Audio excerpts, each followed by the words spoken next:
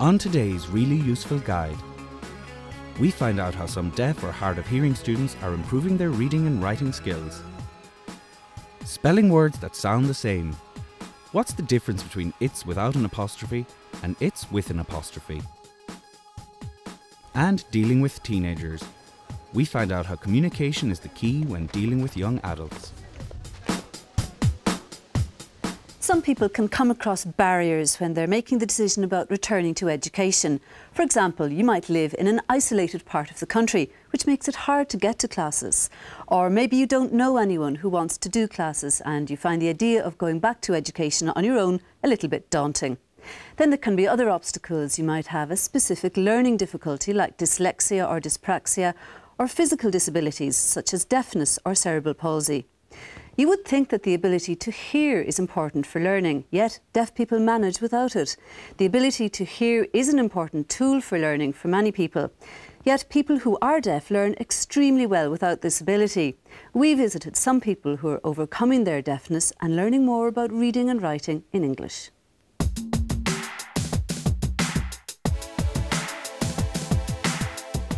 For deaf people in Ireland, English is their second language, with Irish Sign Language being the first. And so to improve their English skills, they need to learn more about the language. Brian Crean has been championing learning within the deaf community for over 10 years. Hello, my name is Brian Crean, and my department is a literacy service for deaf and hard of hearing people all over Ireland. The reason why the project was set up is 80% of deaf and hard of hearing people have a literacy problem. This would put them at a disadvantage to their hearing counterparts, as English is their second language. A student who has availed of the literacy services is Stephen Bates, and he explains to us the common experience of deaf people with literacy. Hello, my name is Stephen Bates, and I'll be signing on behalf of deaf people all over Ireland.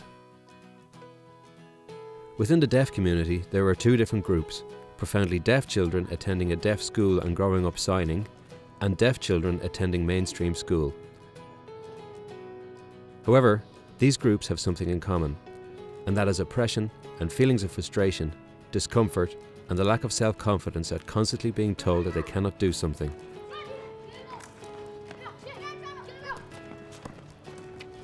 As they leave school, the realization of a literacy service is there for deaf people. However, many deaf people would have some reservations about using this service. These reservations stem from their school experience, teachers telling them constantly that they cannot do it, and therefore they do not want to use this service. So, the coordinator encouraged deaf people to come along and attend the classes. As they saw a deaf teacher there, they realized they can communicate through sign language. This experience is the same for those who attended mainstream school. They are quite shocked to see that they can communicate through sign language. Also, this helps develop their communication, personal and social skills, so as a result, they really enjoy it. Students here are often encouraged to take part in new and challenging classes. One such class is a digital creativity class, of which Stephen is a student. I recently joined a digital creativity course. As we went into the classes, it was very interesting to see that all the students were deaf, as was the teacher. So there was no communication problem. It was great. Comparing that experience to when I was learning typing in a hearing environment, the teacher was hearing, the students were hearing, and most of the information went over my head. There was a major communication problem, and I felt like I had a lack of self-confidence, and I was left out, and yet when you think of the experience of the deaf class where there is no communication problem, you can ask questions at any time, and it's thoroughly enjoyable. An example would be, computer language, or as many people say, jargon. Oftentimes the English words would go over your head, and yet as the deaf teacher explains it to you, let's say for example special effects, it improves our understanding, but not only our understanding of computers, but our ability to understand English, and again, we thoroughly enjoy it. The Deaf Adult Literacy Services provide a variety of classes and courses to suit deaf people from varied backgrounds, as Brian explains. There are many different courses on offer, for example English, and there are many different avenues from which you can learn English. For example, Dialogue English. This helps deaf people to be more integrated into the hearing community and to develop their self-confidence. Another example would be letter writing. These English classes enable deaf people to help their children do their homework. Other courses that we have on offer will be computer courses. Now they are so widely used, I feel that deaf people are playing catch-up, so we are providing 3 different courses. We are providing a basic computer course, and that is for people who have no knowledge of computers. We are providing an intermediate course which enables people to polish up their skills, and a digital creativity course. We also have a deaf history course on offer, an Irish Sign Language course, and finally, a driving theory test course.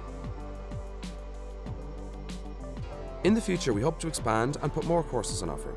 In each class, there is a minimum of 4 and a maximum of 7 people. If you know of any deaf people who will be interested, if you have any deaf relatives, or you know of any deaf people in work, please encourage them to contact us. Our contact information you can see here on the screen. Write to Irish Deaf Society, 30 Blessington Street, Dublin 7, or email info@irishdeafsociety.ie.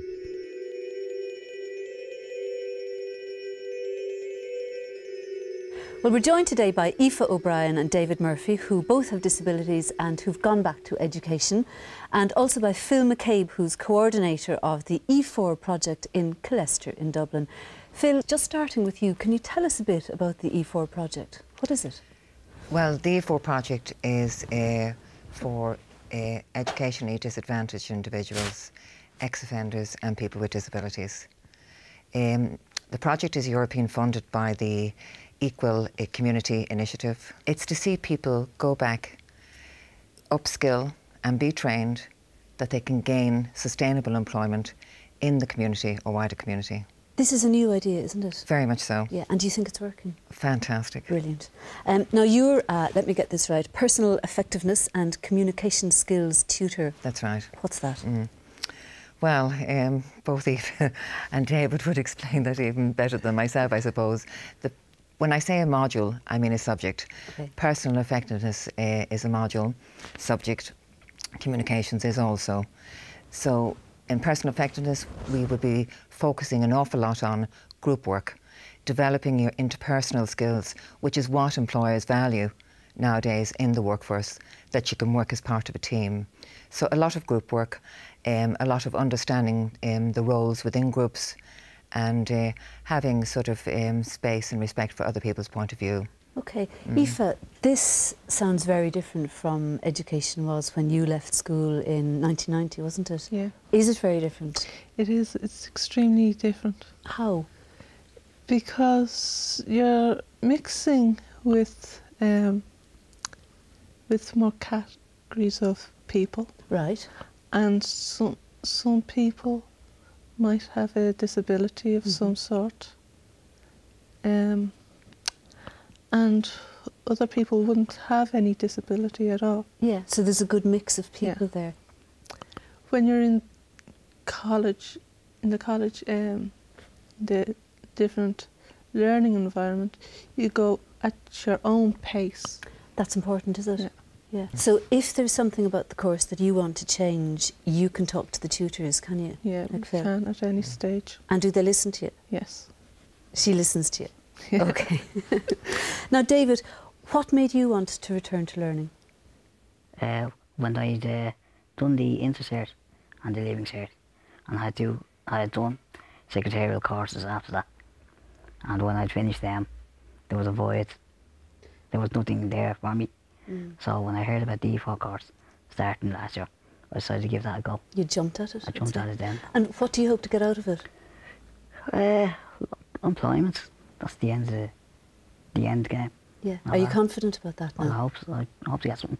And do you think the course has really made a difference in your confidence as well? Yes. Has it? Yes. Do either of you think that there's a reluctance on the part of some employers to take on people who have disabilities, or has all that changed? Is it gone?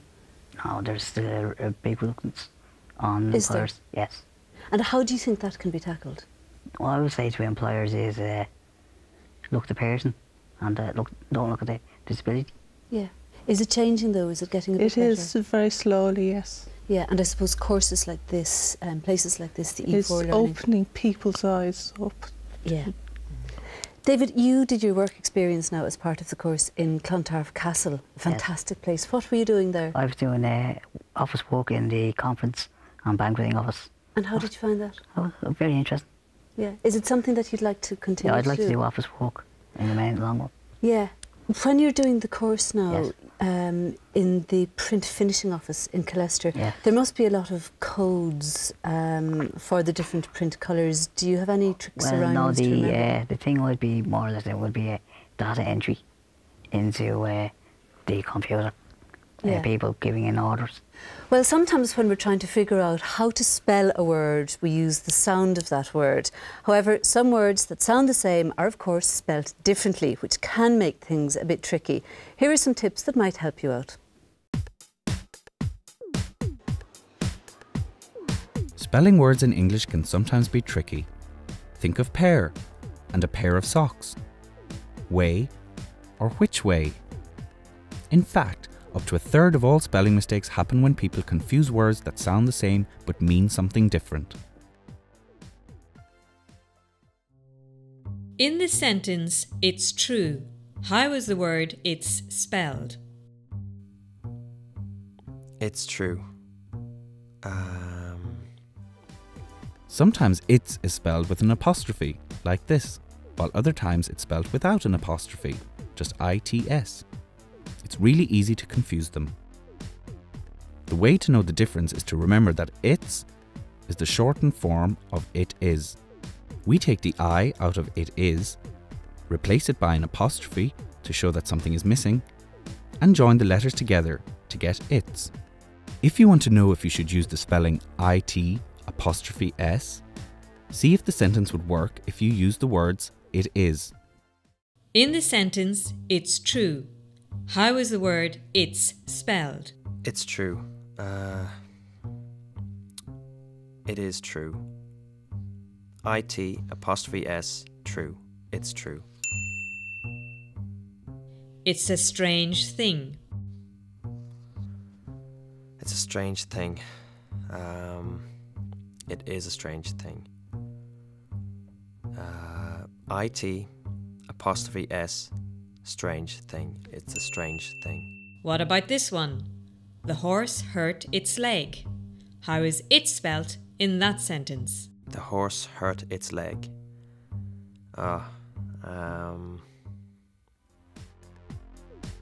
Here it doesn't make sense to replace its by it is, so in this case we use the spelling its with no apostrophe.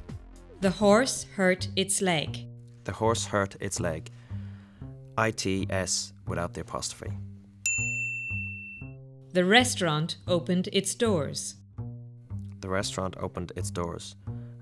ITS without the apostrophe. If you have to write the word its, the sound of the word won't be of much help in telling you how to spell it. So, you have to think of the meaning. The thing to remember is, if its can be replaced by it is and still makes sense, then you use its with an apostrophe. If you can't, then you use the word its without an apostrophe.